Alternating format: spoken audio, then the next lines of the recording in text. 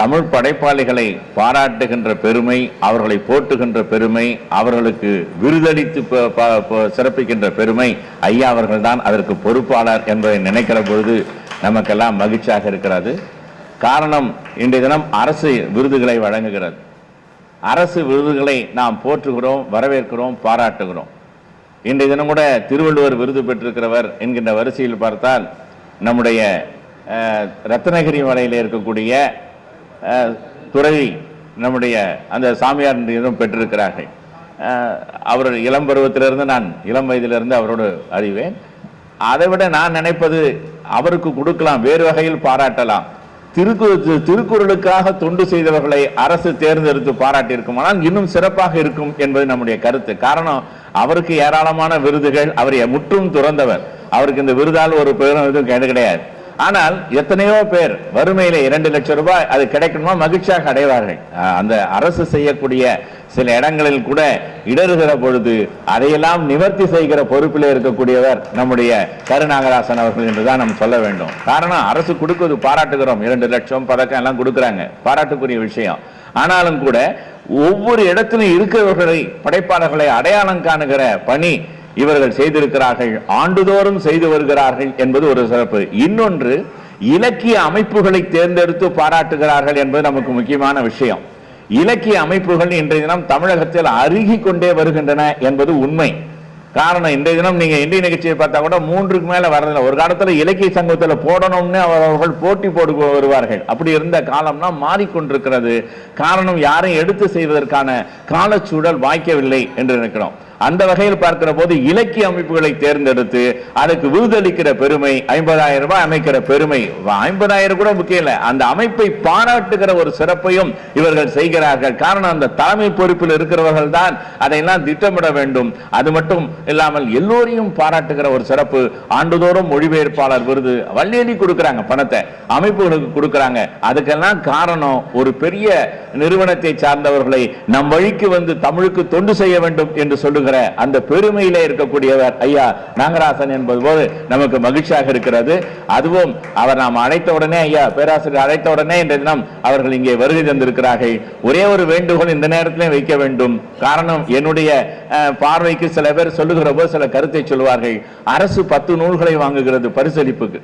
அந்த 10 நூலை 5ஆக குறைக்க வேண்டும் என்கின்ற கோரிக்கை வைத்தோம். பெரும்பாலும் அது நிறைவேறிவிட்டது என்று நான் கருதுகிறேன். அதிகாரப்பூர்வமாக அந்த செய்தி வரவில்லை. ஆனால் அதை நாம் தூண்டி விடுகிற வேலையை செய்தோம்.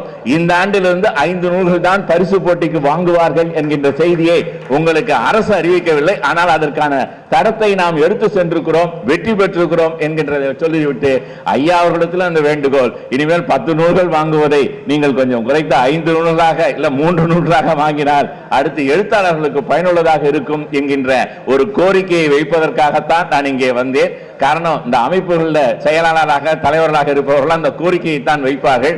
ஆகவே சிறுவர் இலக்கியம், கவிதை இலக்கியம் எல்லாவற்றுக்கும் வழங்குகிற காவியம் எல்லாவற்றுக்கும் வழங்குகிற நீங்கள் 10 நூல்கள் என்கிற போது ஒரு தனி படைப்பாளி துன்பப்படுவான். அதை மாற்றுகிற வகையில் நீங்கள் செய்ய வேண்டும் என்கின்ற ஒரு சிறு வேண்டுகோளை வைத்து நீங்கள் செய்கிற செயல்களை எல்லாம் பாராட்டுகிறோம். இந்த ஒரு சிறு செயலை மட்டும் மாற்றினால் எழுத்தாளர்களுக்கு பயனுள்ளதாக அமையும் என்கின்ற அந்த வேண்டுகோளை வைத்து அடுத்து எழுத்தாளர்கள் கருத்தரங்க ஏற்படலாம் ஐயா அவர்கள் சொன்னார்கள், செய்வோம். எல்லா எழுத்தாளருக்குரிய மரியாதையை அவர்கள் செய்கிறார்கள் என்று சொல்லி அவர்களை வருகிறவர்கள் என்று வரவேற்கிறோம். வாழிய செந்தமிழ், வாழ்கள தமிழர், வாழிய பாரத மணித்திருநாடு. சிறப்புமிக்க இந்த விழாவினுடைய தலைவர், நான் பெரிதும் மதித்து வணங்கி போற்றுகின்ற பேராசிரியர் பெருந்தகை ஐயா ராமகுருநாதன் அவர்களே, கவியரங்கத்தை தொடக்க வைத்து இங்கே வருகை இருந்திருக்கின்ற அனைத்து பெருமக்களை பற்றியும் சிறப்பித்து உரையாற்றி அமர்ந்திருக்கின்ற என்னுடைய மிகுந்த அன்பிற்கும் போற்றுதலுக்கும் உரிய பேராசிரியர், கவிஞர், வள்ளுவர் நெறியே தன்னுடைய வாழ்க்கை நெறியாக அமைத்துக் கொண்ட பெருமைக்குரியவர் ஐயா பெரியண்ணன் அவர்களே,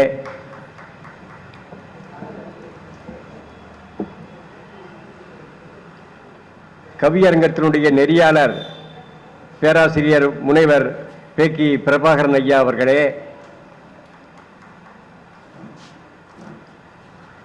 நன்றி உரை ஆற்ற இருக்கின்ற புலவரா ஜெகதீசனார் அவர்களே, அற்புதமான தமிழ்த்தாய் வாழ்த்து அல்லது பள்ளி வாழ்த்து பாடல். பள்ளி வாழ்த்து பாடலை மிக இனிமையாக பாடிய இசைக்குயில் சித்ராமணி அம்மையார் அவர்களே, நூலினுடைய முதல் பிரதியை பெற்ற பேராசிரியர் காக்கி முருகானந்தம் ஐயா அவர்களே, என்னுடைய மிகுந்த அன்பிற்கும் போற்றுதலுக்கும் உரிய மேனாள் அரசவை கவிஞர் அண்ணன் முத்துலிங்கம் அவர்களே, ஆசிரியர் கவிஞர் மருதபரணி அவர்களே, இந்த விழாவினுடைய நாயகர் மிகுந்த அன்பிற்கும் போற்றுதலுக்கும் உரிய நூலாசிரியர் பேராசிரியர் கவிஞர் ஏழுமலை அவர்களே, நிகழ்ச்சியை தொகுத்து வழங்கிக் கொண்டிருக்கின்ற தெய்வ கணபதி இந்த பள்ளியினுடைய தமிழாசிரியர் நண்பர் அவர்களே, எண்ணிக்கையிலே குறைந்திருந்தாலும் எண்ணத்தால் உயர்ந்திருக்கின்ற பெருமக்களே, களத்து மேட்டில் நெல் குவிஞ்சிருக்கும் போது அது அதிகமாக இருக்கும் அளவில். ஆனால் அதில் நெல் இருக்கும், பதறும் இருக்கும், பார்க்கறதுக்கு அதிகமாக இருக்கும். விதை நெல் குறைவாக தான் இருக்கும். ஆனால் அத்தனை நெல்லுமே விதைச்சு பயன்தரும். எனவே களத்து மேட்டு நெல்லாக இல்லாமல் விதை நெல்லாக எனக்கு முன்னால் வீற்றிருக்கின்ற பெருமக்களே, உங்கள் அனைவருக்கும் என்னுடைய நன்றியை வணக்கத்தை தெரிவிப்பதிலே நான் மிகுந்த மகிழ்ச்சி அடைகின்றேன். கவிஞர் ஐயா ஏழுமலை அவர்கள் எழுதிய ஓமை கவிஞர் சுரதா அவருடைய வரலாற்றை காவியமாக வடித்திருக்கின்ற அந்த நூலை வெளியிடுகின்ற ஒரு நல்ல வாய்ப்பை நான் பெற்றது எண்ணி நான் உள்ளபடியே பெரும் மகிழ்ச்சி அடைகின்றேன். இந்த நூலை எழுதிய கவிஞரை, அவர் யாரை பற்றி எழுதியிருக்கிறாரோ அவரை, இந்த இரண்டு பேரோடு நெருங்கிய தொடர்பு வைத்திருந்தவன் நான். கவிஞர் ஏழுமலை ஐயா அவர்கள் நான் பணியாற்றிய சென்னை குருநானக் கல்லூரியில் அரசு பணி நிமித்தமாக நான் சில ஆண்டுகள் வெளியிலே சென்ற போது என்னிடத்திலே பணியாற்றிய பெருமைக்குரியவர் அவர். அதே போன்று சில ஆண்டுகளுக்கு முன்பு தமிழக அரசின் சார்பாக சிறந்த நூல்களுக்கு பரிசு பெற்ற போது இரண்டு பேருமே ஒரே பரிசு தொகையை பகிர்ந்து கொண்டோம். அந்த விதத்தில் எனக்கு பங்காளி. எனவே இலக்கிய பங்காளியாக விளங்கக்கூடிய பெருமகனார், அவர் படைத்த பல காப்பியங்களை எல்லாம் வாசிக்கக்கூடிய வாய்ப்பை பெற்று நான் மகிழ்ந்தவன்.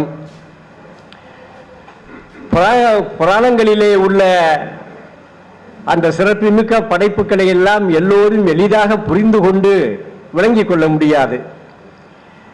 எனவே அதை எளிமைப்படுத்தி எல்லோருக்கும் விளங்குகின்ற விதத்தில் புது கோணத்தில் புது கவிதை மூலமாக காவியம் படைக்க வேண்டும் என்ற ஒரு பெரிய புரட்சியை செய்த சிறப்புக்குரியவர் அவர். சிறுகதை மன்னன் என்று ஜெயகாந்தனை நினைப்பதை போன்று புதுக்கவிதை மன்னன் என்று போற்றுகின்ற விதத்தில் மரபு கவிதைகளை எல்லாம் புதுக்கவிதையாக மாற்றி அதிலே புரட்சி செய்த பெருமைக்குரியவர் கவிஞர் ஏழுமலை. அப்படிப்பட்ட சிறப்பிற்குரிய ஏழுமலை அவர்களை கடந்த பல ஆண்டுகளாக நான் நன்கறிவேன். அற்புதமான கவிஞர் அவர் படைத்த அந்த ஒரு நூலை வெளியிடக்கூடிய ஒரு வாய்ப்பை பேராசிரியர் ஐயா ராமகுருநாதன் அவர்கள் எனக்கு வழங்கிய போது நான் மிகுந்த மகிழ்ச்சி அடைந்தேன், இரட்டிப்பு மகிழ்ச்சி அடைந்தேன். ஒரு நல்ல தமிழகத்தினுடைய தலைசிறந்த கவிஞராக விளங்கிய ஓமை கவிஞர் சுரதா அவர்களை பற்றிய நூலை வெளியிடுகிறேன் என்பது ஒரு பக்க மகிழ்ச்சி. எனக்கு நன்கு பரிச்சயமாகிய நான் மிகவும் மகிழ்ந்து பாராட்டக்கூடிய ஒரு கவிஞர் அதை எழுதியிருக்கிறார் என்பதிலே இரண்டாவது மகிழ்ச்சி. எனவே இரட்டிப்பு மகிழ்ச்சியோடு உங்கள் முன்னால் நான் இங்கே நின்று கொண்டிருக்கின்றேன்.